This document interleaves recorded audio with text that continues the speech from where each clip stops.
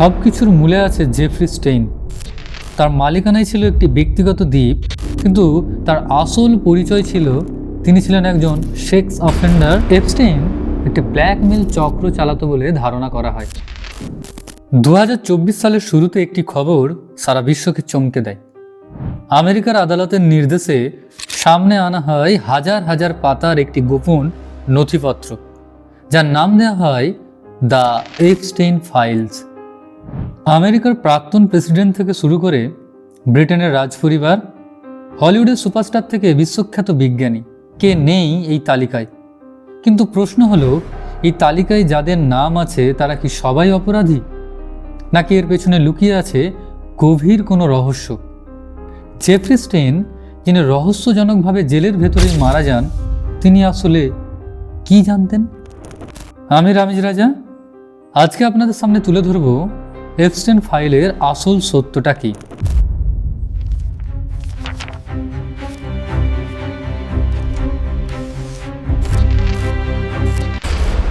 সব কিছুর মূলে আছে জেফ্রি স্টেইন, যিনি একজন বিলিয়নিয়ার, ফাইন্যান্সিয়ার এবং প্রভাবশালী ব্যক্তি। কিন্তু তার আসল পরিচয় ছিল তিনি ছিলেন একজন সেক্স অফেন্ডার বা যৌন অপরাধী। তার মালিকানায় ছিল একটি ব্যক্তিগত দ্বীপ, যার নাম লিটল সেন্ট জেমস। লোকে এটাকে ডাকে পিডোফাইল আইল্যান্ড বা পাপের দ্বীপ বলে। অভিযোগ আছে তিনি এখানে বিশ্বের বাঘা বাঘা ব্যক্তিদের আমন্ত্রণ জানাতেন এবং সেখানে কম বয়সী মেয়েদের পাচার করা হতো। আর এই জঘন্য কাজে তার প্রধান সহযোগী ছিল ঘিসলেইন ম্যাক্সওয়েল। ম্যাক্সওয়েলই মূলত এই সমস্ত মেয়েদের জোগাড় করে আনতেন। তবে বর্তমানে ম্যাক্সওয়েল জেলে আছে, আর ম্যাক্সওয়েল জেলে থাকাকালীন অবস্থাতেই আদালত এই সমস্ত গোপন নথিপত্র বা ফাইলসগুলোকে সামনে আনার নির্দেশ দেয়। এখন প্রশ্ন হলো, এই ভাইরাল হওয়া এপস্টেইন ফাইলে আসলে কি আছে? অনেকেই ভাবছেন এটা বুঝি এপস্টেইনের ক্লায়েন্ট তালিকা বা কাস্টমারের তালিকা, কিন্তু বাস্তবতা একটু ভিন্ন। এই ফাইলগুলো মূলত ভার্জিনিয়া জুফ্রে নামে এক ভিকটিমের করা মামলার নথিপত্র, যেখানে প্রায় 150 থেকে 180 জনের নাম উল্লেখ করা হয়েছে। তবে মনে রাখবেন, এই ফাইলের নাম থাকা মানেই কিন্তু এটা প্রমাণ হয় না যে সবাই অপরাধ করেছেন। এই ফাইলে মূলত 3 ধরনের মানুষের নাম এসেছে। প্রথমত, যারা সরাসরি অপরাধের সঙ্গে যুক্ত। দ্বিতীয়ত, যারা এপস্টেইনের সঙ্গে প্লেনে বা দ্বীপে গিয়েছেন কিন্তু সরাসরি অপরাধের সঙ্গে যুক্ত থাকার কোনো প্রমাণ মেলেনি। আর তৃতীয়ত, যারা কেবল সাক্ষী হিসেবে বা প্রসঙ্গের খাতিরে নথিতে এসেছেন। সবচেয়ে বিস্ফোরক তথ্যটি এসেছে ব্রিটেনের রাজপরিবারের সদস্য প্রিন্স অ্যান্ড্রুকে নিয়ে। ফাইলস অনুযায়ী জোহানা সজবার্গ নামে একজন ভিকটিম দাবি করেছেন প্রিন্স অ্যান্ড্রু তার সঙ্গে অশালীন আচরণ করেছিলেন। যদিও প্রিন্স অ্যান্ড্রু সমস্ত অভিযোগ অস্বীকার করেছেন, তবে এই কেলেঙ্কারির দায়ে তাকে রাজপরিবারের সদস্য পদ থেকে সরিয়ে দেওয়া হয়েছে। তালিকায় নাম এসেছে প্রাক্তন মার্কিন প্রেসিডেন্ট বিল ক্লিনটনের। নথিতে যাকে ডো 36 নামেও উল্লেখ করা হয়েছে। ভিকটিমের জবানবন্দি অনুযায়ী তাকে এপস্টেইনের দ্বীপে দেখা গিয়েছে এবং তিনি অল্প বয়সী মেয়েদের পছন্দ করতেন এমন মন্তব্য এপস্টেইন করেছিলেন। কিন্তু ক্লিনটন কোনো অবৈধ কাজের সঙ্গে যুক্ত ছিলেন এমন কোনো সরাসরি প্রমাণ এই ফাইলে নেই। অন্যদিকে নথিতে নাম এসেছে ডোনাল্ড ট্রাম্পের।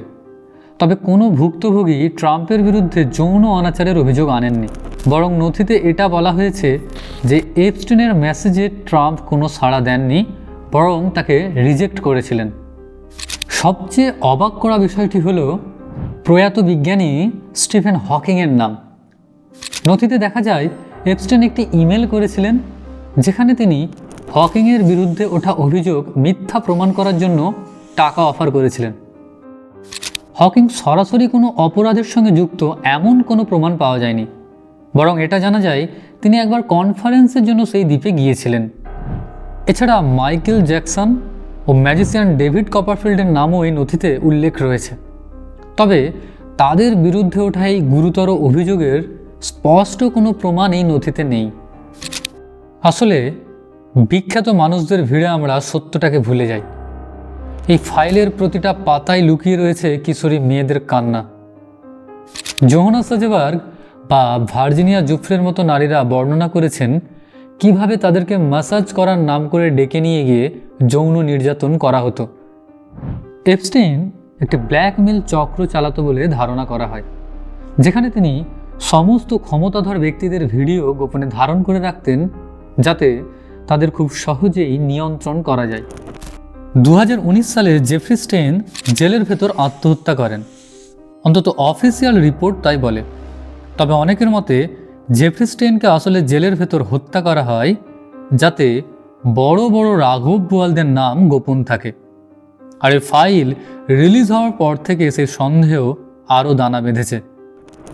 এপস্টেইন ফাইল আমাদের চোখে আঙুল দিয়ে দেখিয়ে দেয় টাকার পাহাড় আর ক্ষমতার দম্ভে মানুষ কতটা নিচে নামতে পারে। অনেক নামই প্রকাশ পেয়েছে, কিন্তু বিচার কি আদৌ হবে, নাকি সময়ের স্রোতে আবার সব ধামাচাপা পড়ে যাবে? আপনার কি মনে হয়, এপস্টেইন কি সত্যিই আত্মহত্যা করেছিল, নাকি সমস্ত কিছু ধামাচাপা দেওয়ার জন্য তাকে জেলের ভেতর হত্যা করা হয়? অবশ্যই আপনারা আপনাদের মতামত আমাদের কমেন্ট করে জানান। আর দেখা হচ্ছে পরবর্তী ভিডিওতে। ততক্ষণ পর্যন্ত সাবধান থাকুন, সতর্ক থাকুন, ভালো থাকুন। Thank you.